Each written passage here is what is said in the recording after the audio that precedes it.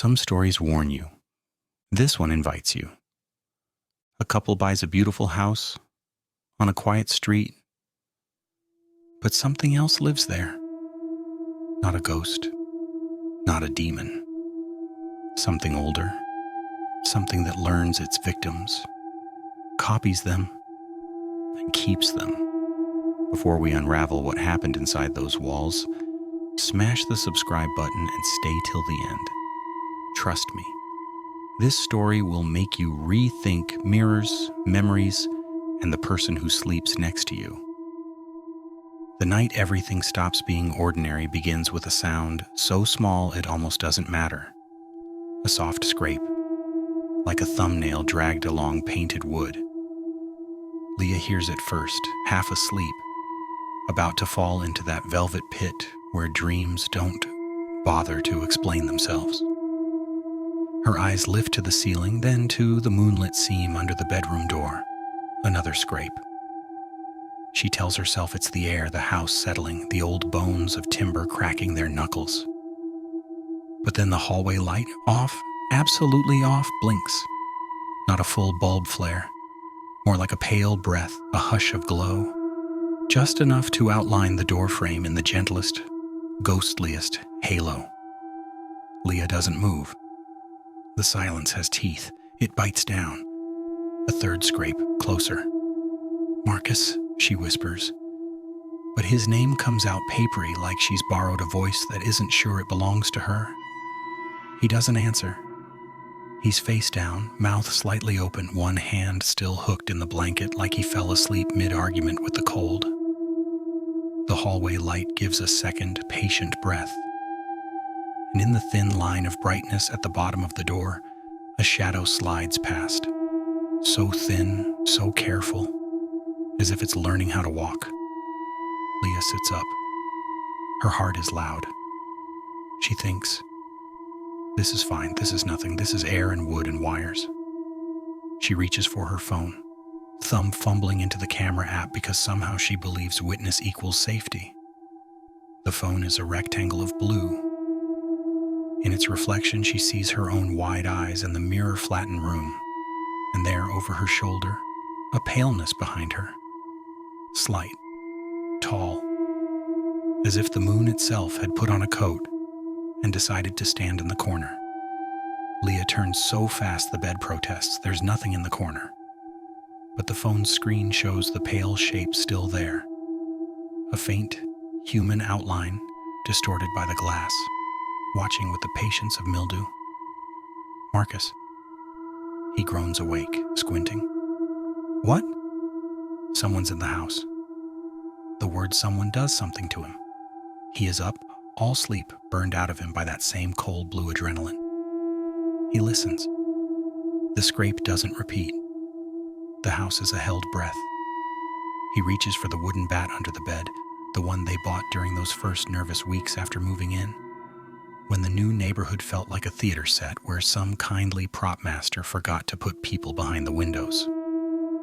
"Stay," he says, halfway a joke to the dog if they had one, but they don't, so it just hangs there, a request to the universe.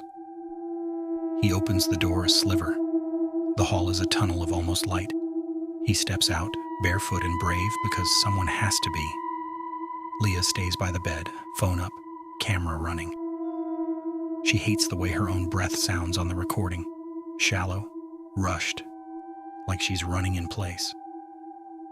Marcus moves down the hallway, bat raised, shoulders tight. He flicks the light switch. It clicks, but the bulb doesn't obey. He flicks again, harder, as if anger might persuade old wiring to make better choices. The light gives him that patient ghost glow again, then sighs back to dark. He reaches the living room. Leah hears him testing windows, the front door, the deadbolt's small metallic cough. He circles the kitchen, the laundry room, his footsteps in the back hall. He's gone a long time, or maybe a minute, stretched so hard it thinks it's an hour. When he returns, the bat is down and his face has that look. Half, "I didn't find anything," half, "I wish I had." "Nothing," he says. "Doors are locked." Windows 2. Leah doesn't answer. She holds up the phone instead. The lock screen is still a tiny river of her face in the corner. In playback, the pale figure dissolves into pixels like condensation wiped from glass. It was there, she says, and hates how child-small that sounds. I believe you, Marcus says immediately, because they promised each other that once. Believe first, explain after. It's one of the old rules they still actually keep. He tucks her hair behind her ear. It's a new house, he says. It makes weird noises. The light's probably a loose wire. Tomorrow I'll fix it tomorrow, he says. The night presses in tighter like it's wrapping them as a gift. Before we go under, while your heart's already at the cliff's edge, if you live for cases that crawl under your skin and refuse to leave, hit subscribe and stay to the end. Some stories don't just chill, they brand you. This is one of those. Stay with me. Watch every turn. And don't blink when the pale shape moves. Morning drags banality over everything. Sunlight has a way of telling two liars to sit down and drink coffee like adults. Leah pours slowly, like kindness can be brewed if you're patient enough. Marcus opens the maintenance app on his phone, orders a new hallway bulb, scrolls tutorials on wiring that act like houses never keep secrets. They make a plan. Check cameras. Back when they moved into this square-shouldered house at the edge of town with its picture window stare and the oak that loves the front yard too much, they installed a video doorbell and 2 small cameras. One over the driveway, one watching the back porch, where the wind chimes argue with the weather. Marcus pulls up the feeds, scrubbing through the time-stamped night. At 3:03 a.m., the front door camera catches a shape. It's not clear. It's not anything. The video stutters like it's embarrassed. But there, framed by streetlight and shadow, is a tall, thin figure, washed in pallor, so complete it feels like a trick of exposure. The head turns slowly toward the doorbell camera toward them, and then the figure slides sideways, out of frame without a single sound. The word haunting doesn't appear fully formed. It arrives in a pocket, a small folded thing Leah carries around for the rest of the day.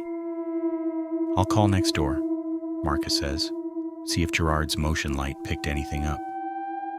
Gerard, who wears flannel like a swear word, who waves with 2 fingers and a suspicion of everything after 1998. He answers on the second ring, and the laugh lines around his eyes are audible. Motion light again, he says. That thing's more dramatic than my ex-wife. You see anyone last night? Marcus asks. I see raccoons planning a heist every night, Gerard says. You moving folks get the deluxe welcome package, huh? Marcus hangs up, feeling weirdly relieved that someone else can be amused. Leah takes the hall bulb down. It's fine. No scorch, no blackened glass. She screws in a new one anyway, turning it until the light chases the shadows to their corners. It stays steady. She wants steady to mean safe. But when she passes the hallway mirror, a long antique thing that came with the house like a story no one can quite tell, she sees movement behind her shoulder. White, just a brush of it, like a thin hand stepping out for a moment to wave. She spins. No one. The mirror's frame looks like it was carved by a patient, angry person, all leaves and twisted vines and no flowers. That night, before bed, they set the cameras to notify them on motion. Marcus kisses her temple. We're gonna be okay, he says. And it sounds like he is promising both of them and the house itself. At 3:11 a.m., the motion alert pings. Leah sits up. The house is so quiet she can hear the phone's hinge of sound open and close. Front door. Clip plays. A pale shape stands at the curb. Not at the door, at the edge of their property line, exactly where the sidewalk cracks into an odd little T shape. The figure's hands are a shade lighter than the rest of the body, which makes no sense unless you're looking for a way it does. The head is hairless, or maybe just light white hair. The face is a blur, but the suggestion of eyes is there. Dark ovals like windows into a house with no lights on. The figure doesn't move for 30 seconds. Then it tilts its head. It leans forward as if listening to something small. The street lamp flickers. The figure's outline thins to almost nothing. The clip ends. Marcus doesn't say it was a trick of the camera. He doesn't say maybe a biker's reflective jacket, maybe a neighbor in white, maybe early jogger, maybe never. He says, "We're calling someone." "Who?" Leah says. And the word feels like a wish tossed into a well with a muddy bottom. "Police," he says, and dials. An officer named Reeves shows up 20 minutes later, yawning behind politeness. A flashlight, long enough to be declarative. He watches the clip twice. The second time, he tilts the phone closer to his face like proximity translates to answers. "Could be a prank," he says. "Teenagers with a sheet. Halloween's out of season, but people get bored." "It's the second night," Leah says. "You see any footmarks?" Reeves asks. They look. The dew turned the grass to knitting needles. Everything is beaded. At the curb, exactly where the figure stood, there are no footprints. But there is a faint residue dusted along the edge of the sidewalk. Something pale, not salt, not ash. It refuses to be identified by name. Reeves kneels, touches it with a gloved finger, brings his thumb and forefinger together, trying to feel familiarity. "Plaster?" he says, but softly, and pockets the glove like this is nothing that should go back to the station. He leaves them with a case number and the instruction to call if anything else happens. He writes his name on a card and Reeves, then a cell number squeezed in like a secret. He tries a joke about lights and loose wires. It's too early, the joke staggers and dies. Leah turns the card over when he's gone. On the back, in pencil, someone else's hand has written a number that isn't a phone number and isn't a date. 10-22-17. The hyphens are slanted hard to the right, like they were drawn by someone in a hurry, like the number needed out. "Back of the card," she tells Marcus. He looks. The pencil marks are faint, almost a rumor. "Coincidence," he says, but not with his whole mouth. They Google the date. It returns a flood of nothing. News about a football game, a storm in Nebraska, a local fundraiser for a library whose fluorescent lights look tired of their job. They search their address. No results that matter. The house hasn't been here long enough to show up in the public imagination. Except the house is older than the listing said, isn't it? The baseboards have that particular heft. The banister's curves don't feel like a recent decision. Even the paint, beneath the pretty new coat, seems to have older dreams buried under it like sediment. "I want to talk to the previous owner," Leah says. They email the realtor at 4:02 a.m. because courage is a nocturnal animal. The reply pings at 9. The realtor's cheery tone doesn't change even for weirdness. Of course, previous owner is a trust. The executor's name is C. Dalrymple, and here's her address and phone number. "Hope all is well in your beautiful new home. Remember, the breakfast nook gets great light at 10 a.m. Leah stares at the email like it might confess to complicity if she looks hard enough. "Dalrymple," Marcus says, like Gerard's ex-wife. "Or his mom," Leah says. The neighborhood is small in a way that used to feel charming. Now it feels like a circle drawn too tight. They wait till noon, then call. A woman answers. Her voice is a library, soft, ordered, hundreds of quiet stories shelved behind it. Celia, she says, who is this? We bought your house, Leah says, and hears her own words from the pale shape's perspective, and hates it. We had a question. Oh dear, Celia says, and the floor creaks in her voice. Has the roof started its little tantrums again? It's not the roof, Leah says. Did anybody ever, God, I don't even know how to ask this. Did anyone ever talk about seeing someone here at night, a visitor? Silence. A brittle leaf snaps somewhere inside that silence. Who told you that? Celia asks, her voice suddenly very steady. No one, Leah says. Our cameras picked up a person. They looked pale, like they were dusted. With something, Celia exhales, then, I'll be there at 4. She hangs up. Leah and Marcus spend the afternoon pretending to be normal, which is far more exhausting than being afraid. At 3:58, a silver sedan pulls into their driveway. A woman in her 60s steps out, tall in the way of trees, wearing a long gray sweater that looks like it remembers all its previous lives as clouds. She's carrying a tin box that rattles softly.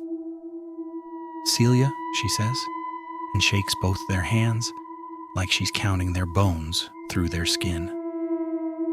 Inside, she declines tea, declines coffee, accepts water, swallows it like medicine. Why did you sell? Marcus asks, mostly to be polite. Because I didn't want to be a museum, she says. Because memory is a hoarder. She sets the tin box down on the dining table. My sister lived here before me, she says, briefly.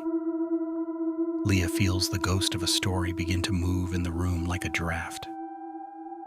Her name was Tamsin, Celia says. She was bright enough to make rooms look dim. When she was 28, she married a man who liked to be trusted. He fixed things for a living. Mold, cracks, leaks. The slow, small ruins houses try in secret. People like that know how to hide their own damage, too. She opens the tin. Inside there are photographs. Square Polaroids with sun-amber corners a curl to their paper. Tamsin is in one of them, pale as a vowel, chin up, hair pulled tight. Another picture. The same front steps, younger, with a different door, painted a meek blue. Another. An empty room with a long mirror against the wall. The same twisted wood frame. Leaves without flowers. Celia pushes that photo across the table. She called it her looking glass, she says. Said it told the truth better than friends. She moved in with him. Things were fine until they weren't. I don't know all of it. People don't get receipts when damage is done. What happened to her? Leah asks, before she can tuck the question inside a polite one. She left, Celia says. Then she came back.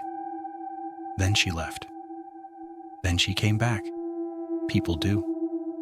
Finally, she left marked, Marcus says. Celia taps the table with one finger. She had pale patches on her skin that summer, she says. Like ghost maps. The doctor called it stress. She called it a curse. Said she was turning into a negative of herself. Leah thinks of the figure on the camera feed, the hands lighter, the body washed out. A living exposure. Tamsin was last seen October 22nd, 2017, Celia says. I wrote it on every calendar I owned, then on the back of cards so I wouldn't forget to keep forgetting. We never found her.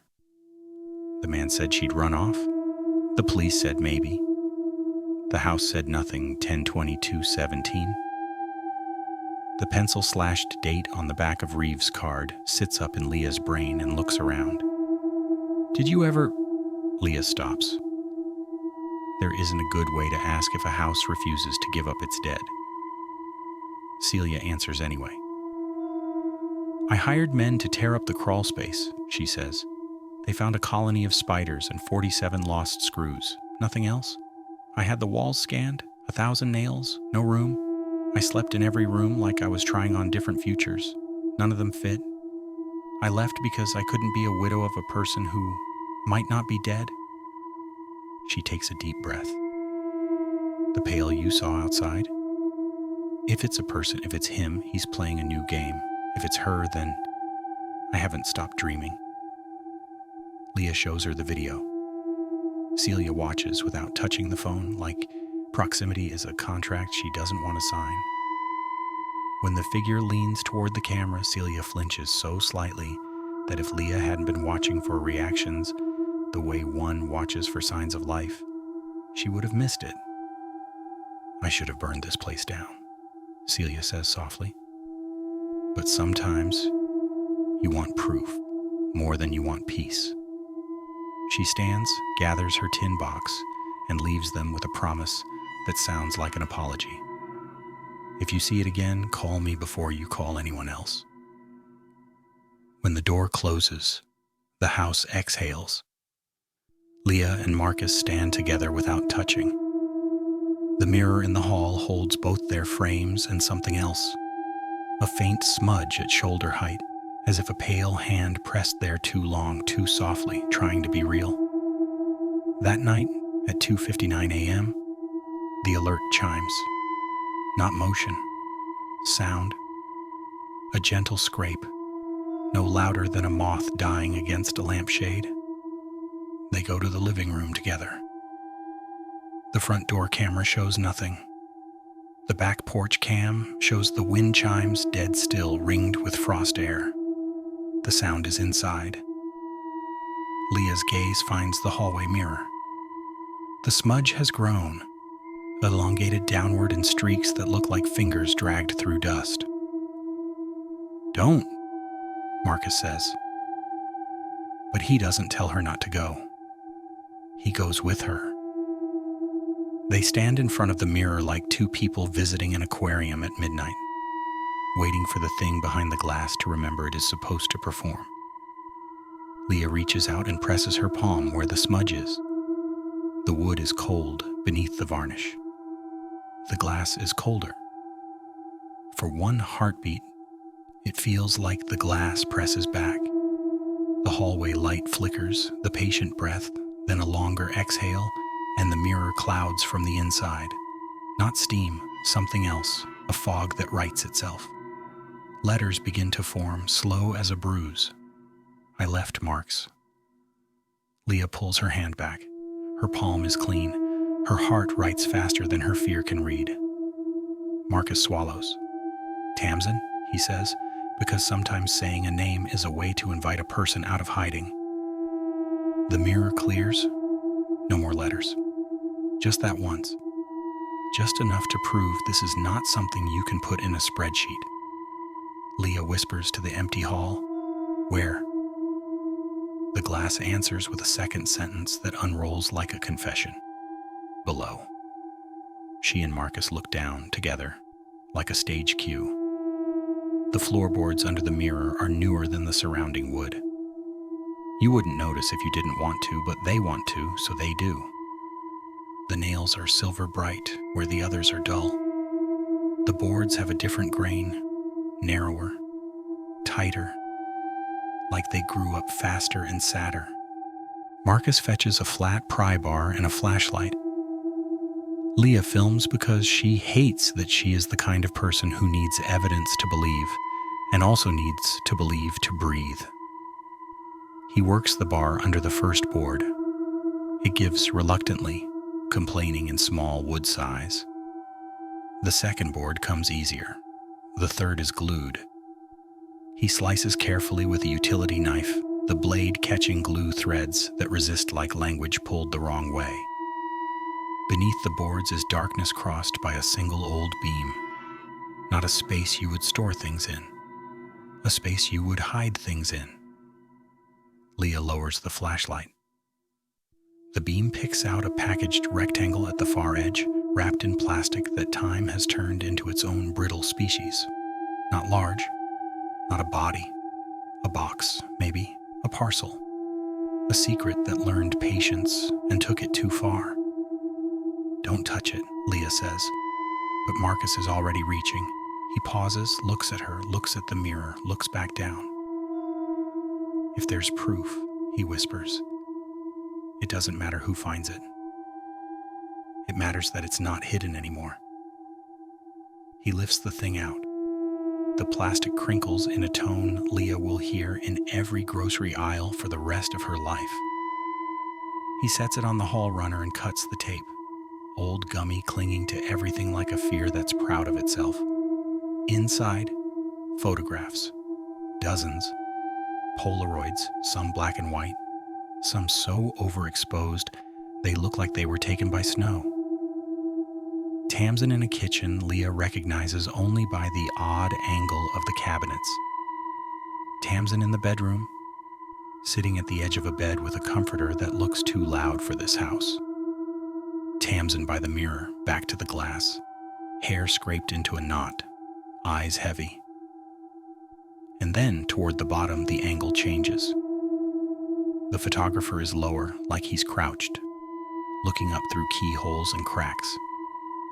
There are close-ups of patches on skin, pale, irregular. The captions, someone wrote in tiny print-leveled letters along the white borders, say things like "Treatment Day 3, Reaction Continues, Marking Symmetrical." Someone turned a person into a project and was proud enough to make notes. Leah's eyes sting. Marcus is very still. At the very bottom, there is one photo with a note so faint it almost isn't ink. Below, it's the floor, the boards under the mirror, the same silver bright nails, and in the corner of the frame, something pale and smudged, like a handprint. Smaller than Leah's, not a child's, a woman's who never had a reason to lift anything heavy. Leah looks up at the mirror. The glass holds her face, and behind it, the hallway gathering its patience for the next thing. "Call Celia," she says. Celia arrives in 12 minutes.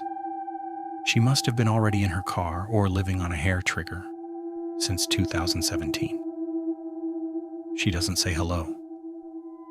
She sees the open floor and makes a sound like a book closing on a finger. Leah shows her the photos. Celia doesn't look away until she has to. Her mouth is a thin line. "He was documenting her," she says. That word tastes like a lie. "Who?" Marcus asks, though he knows. "The contractor, the fixer, the man who knew where damage hides." "His name was Hart," Celia says, "but he was always someone else in different places. He made a job out of not being found." "Where is he?" Leah asks. Celia gives a small, ruinous smile. "He left," she says, "and that's all men like him do. Leave, then leave again, until they've convinced themselves it counts as disappearing." "Officer Reeves needs to see this," Marcus says, and then the doorbell rings. They freeze in a little triangle of certainty. No one invited anyone. The pallor of the afternoon is wrong. It's too bright at the edges, like a photograph that needed to develop in the dark but didn't get the chance. Leah checks the doorbell app. The camera shows a distortion of white, a figure too close to the lens to be aligned.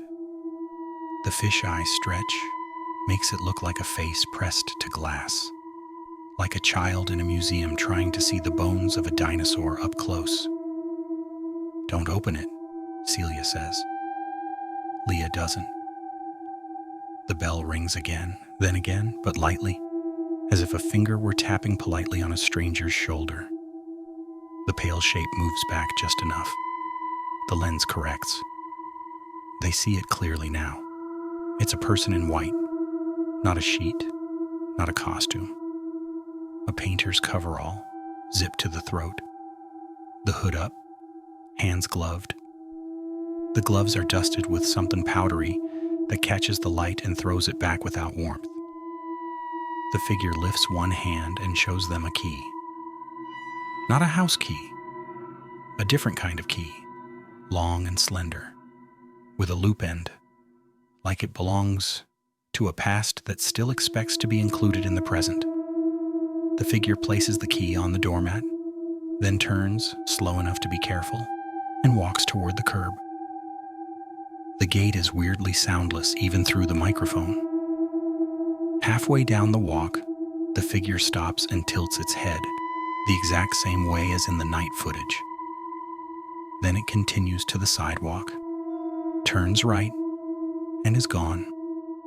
Marcus opens the door as soon as the shape is out of frame, because fear and curiosity are related. But curiosity has better shoes. The key is waiting on the mat, silver bright, like the nails under the floorboards. Celia steps forward with a hand that trembles and doesn't beg permission to hold it. "This is for the basement lock," she says. "He changed it when she left the second time. Said he'd take care of the tiling down there. He said a lot of things. The basement doesn't have a lock," Marcus says. "It does," Celia says. "It's just been pretending not to."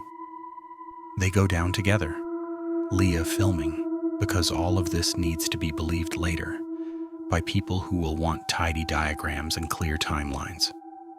The basement is concrete and damp edges, the smell of something that never got enough sunlight to develop a personality. At the far wall, there are shelves with paint cans that have cured into colored fossils. At the other wall, there is a fuse box. Between, there is a section of wall that's smoother than it should be, plastered more recently, a slightly different shade like an apology barely sanded. In the corner, near the floor, is a small metal door flush with the wall, painted over once, maybe twice, then left to pretend it was part of the foundation. Its keyhole is fussy, old-fashioned, like it wants you to ask nicely. Celia kneels and cleans the keyhole with the edge of her sweater, like a mother wiping a child's face before a photograph. She inserts the key. It hesitates, then slides in as if this was always its purpose. She turns it. The lock gives a sigh that sounds like relief. The small door opens inward. The space beyond is dark and dust and the smell of lime. Leah's flashlight beam finds the interior. A cavity big enough for boxes, not for people, lined with old newspaper that has surrendered meaning for the privilege of existing. There is a bundle inside, wrapped in a white cloth that might once have been a sheet.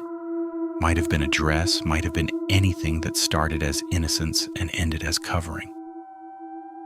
"No," Celia says very softly in the voice people use at funerals when the version of the world where this is happening finally overwhelms the version where it isn't. She reaches in like she's putting her hand into a lake. Marcus touches her shoulder. "Wait," he says. "Let me." He lifts the bundle out, sets it on the floor gently, as if weight can be negotiated with if you are polite. He peels the cloth back. Inside are papers. Not official, not yet. Journal pages written in a narrow hand with a blue pen that sometimes skips like it's running on fear. The first page is dated August 2017. The last is dated October 21st. The handwriting is Tamsin's. It is neat, because neat is a way to refuse chaos. Leah reads aloud without meaning to because the words are prophecy.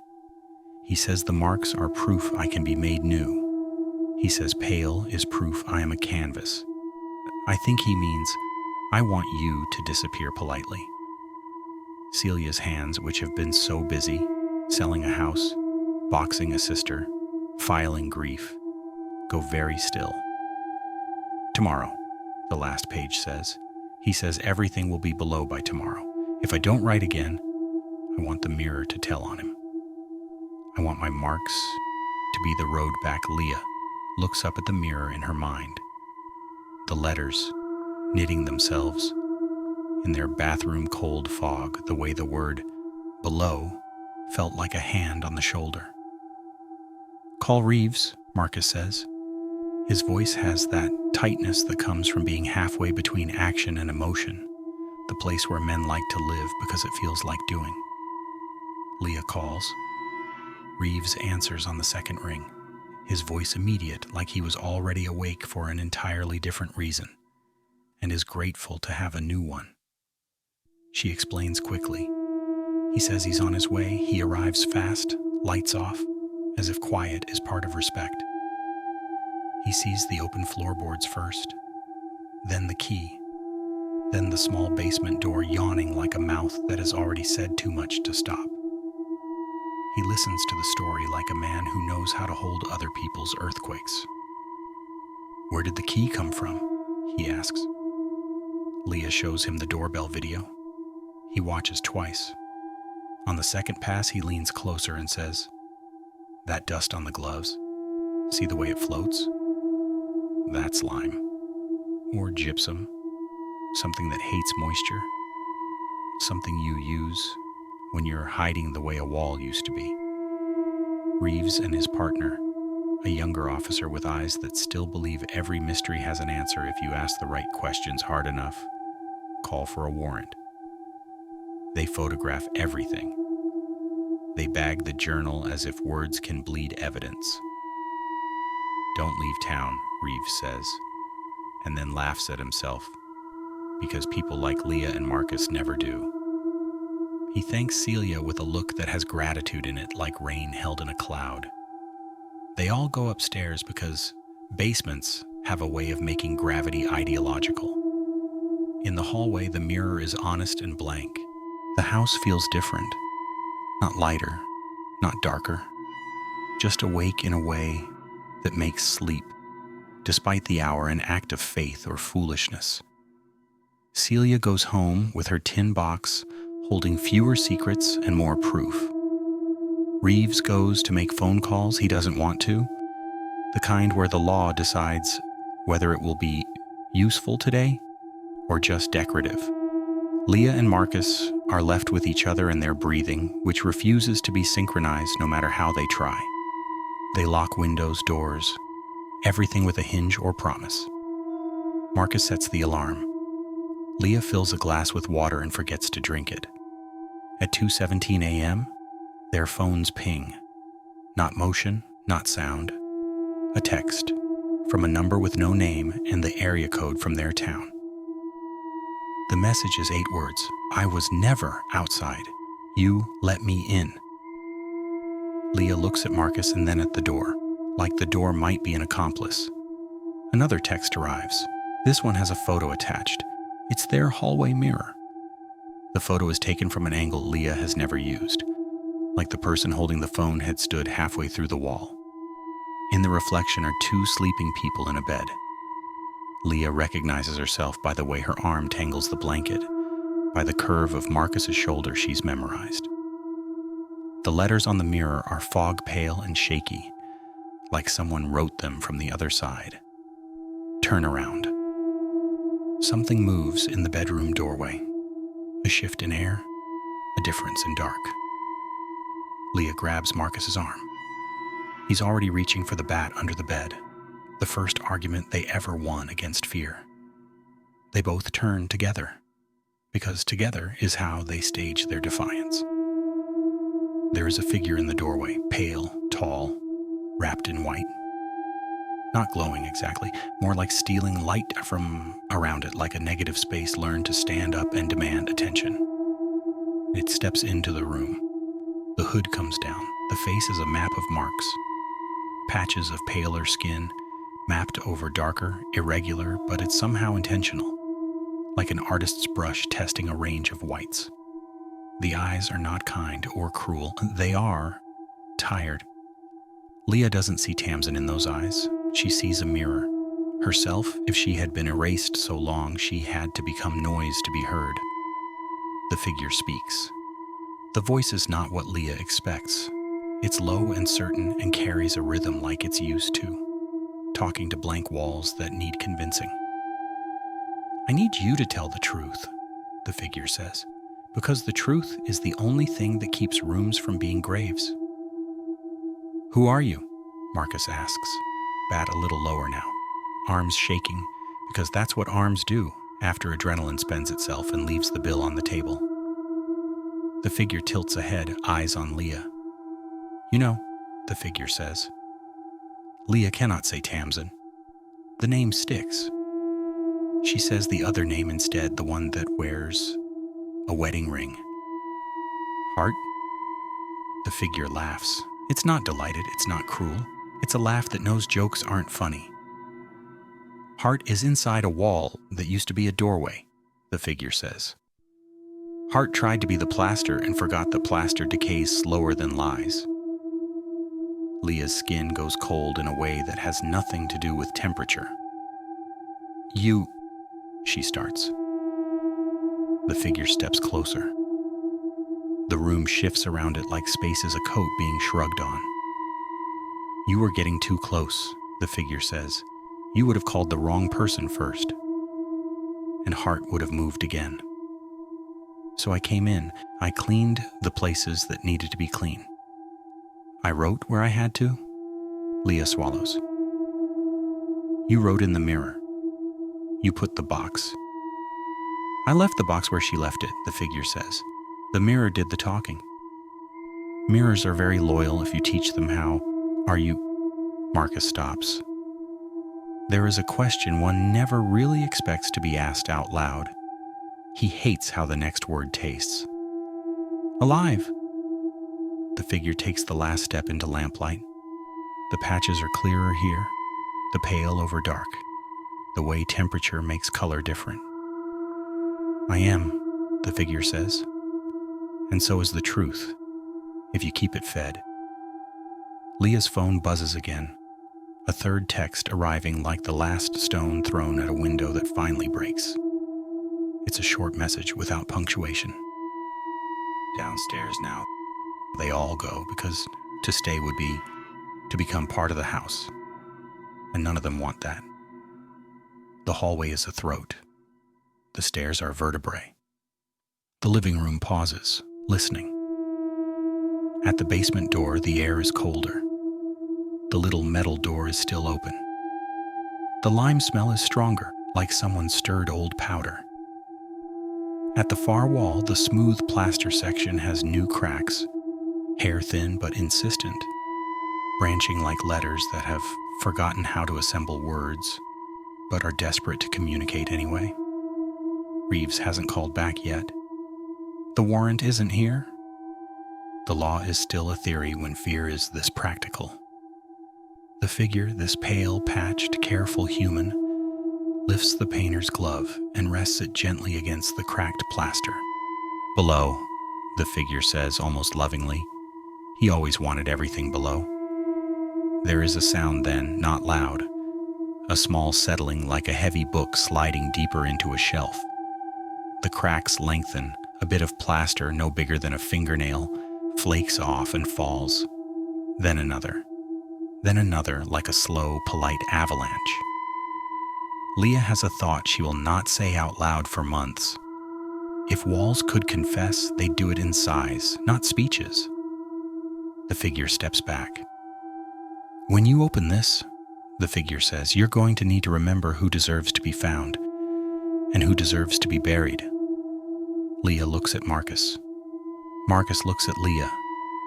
Their hands find each other because their hands have always been better at decisions than their mouths.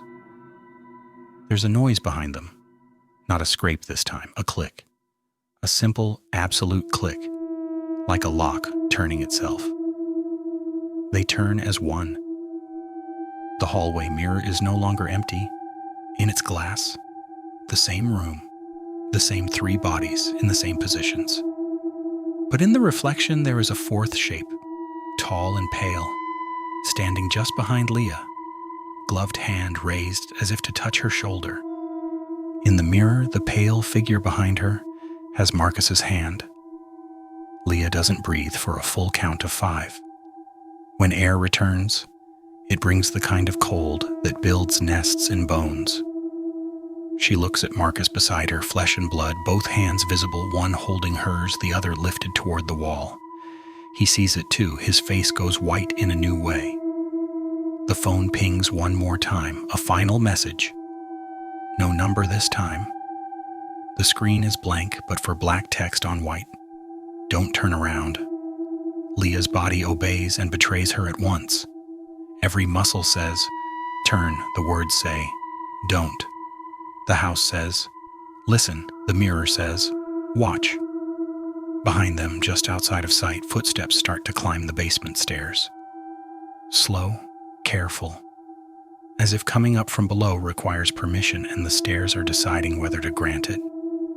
The pale figure in front of them, the one with the painter's hood and the marks like maps, doesn't move.